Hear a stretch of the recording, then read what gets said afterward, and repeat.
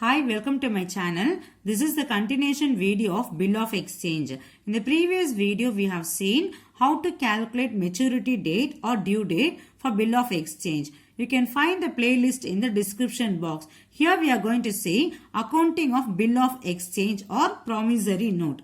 Before we see the topic, please subscribe this channel and hit the bell icon to get the further notification of my new uploads. Okay, now let us see accounting of Bill of Exchange or promissory note. See, there is no difference between Bill of Exchange or promissory note for accounting treatment. So same accounting treatment is applicable for Bill of Exchange and promissory note. So these are the negotiable instrument which is required for credit transaction. See, when you buy or sell any goods or services on credit basis, in that time only it is required. Okay, that is the negotiable instruments are required.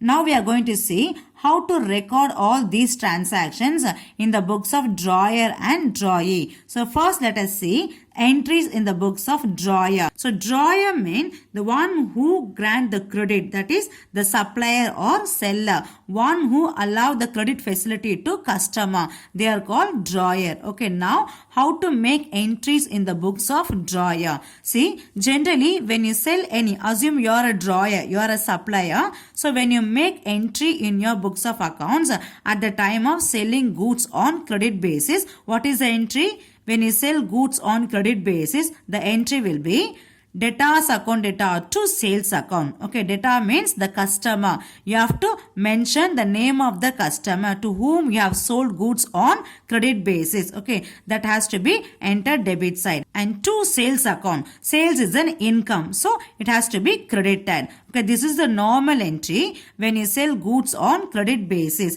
So if there is any GST incurred, you have to record GST also according to the information given in the problem. For sales, you have to enter output GST. That is a central GST, state GST, integrated GST according to the information given in the problem. For sales, you have to record output GST. Okay, this is the model entry. When you sell any goods on credit basis, this is the entry in the books of supplier. Okay, now you have sold something to customer. For that, what you have received? Okay, you have received a bill. Okay, it is a negotiable instrument. No, so instead of cash, okay, it's a credit transaction. So that you have received bills. So bills receivable is an asset. It has to be debited, right? So on drawing, accepting and receipt of the bill. So instead of cash, you are receiving bills. So it is an asset. It has to be debited. So bills receivable account debtor to customer account, that is debtors account. From whom you have received bills? From customer, because you have sold goods to customer. Now you are receiving bills from customer. So customer is a personal account. So personal account rule is debit the receiver, credit the giver. Here who gave the bill? Debtors, that is customer gave the bill. So debtor is the giver. So it has to be credited. Okay, so this is the entry when you accept or when you receive bills from customer, that is debtors. Okay, these are the entries need to be recorded at the time of selling goods on credit basis and receiving bills from the customer in the books of drawer, that is in the books of supplier. Now we are going to see the entries in the books of drawee. Now let us see the journal entries in the books of drawee, that is debtor or acceptor, that is purchaser of the goods. Okay, see, assume you are a purchaser, you bought some goods on credit basis. How you will make entry in your books of accounts? Assume you are a drawee. See, when you purchase goods on credit basis, what is the entry? Purchase account debtor to supplier. So purchase is a nominal account. So nominal account rule is debit all expenses. So when you purchase, it's an expense, so debited. And then from whom you bought the goods on credit basis? From supplier. Okay, supplier means creditor because you have bought the goods on credit basis. So that creditor. So entry for the transaction is purchase account debtor to supplier or creditor account. Okay, so if there is any GST information given in the problem means then you have to enter input GST. Okay, that is for purchase you have to record input GST, central, state and integrated. So this is the entry for purchase of goods on credit basis. See, at the time of purchasing goods on credit basis, you didn't pay any money. So instead of money, what you have paid?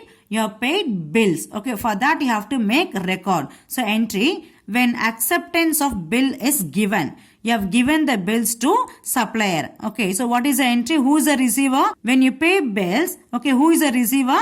Supplier is the receiver. Receiver of what? Bills. Okay, the entry for the transaction is supplier account data to bills payable. So bills payable, it's a liability. It has to be credited. And here the supplier is the receiver, the one who accept the bill from the customer. Okay, they are called supplier. They will accept the bill from debtors. Okay, so entry for the transaction is supplier or creditor account data to bills payable account. So this is the entry will be recorded in your books of account. Assume you are a drawee, that is purchaser.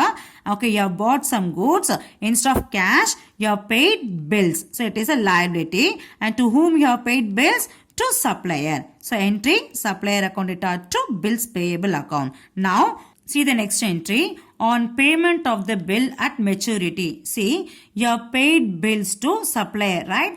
On the specific date, that is at the time of maturity date, the bill will be converted into cash. Okay, so now you have to simply cancel the bills payable, simply debiting the bills payable account. So now the entry for the transaction is on the date of maturity, bills payable account data to cash account, cash or bank account. So this is the entry for payment of the bill at maturity. So the bills payable will be debited and cash will be credited. So this is the entry on the date of maturity. So these are the entries will be made in the books of drawee, that is the purchaser of goods. See, the next topic is bill of exchange, how dealt and how it is accounted. Okay, see here, the holder of the bill of exchange has the following options to deal with the bill. See, assume you are a seller.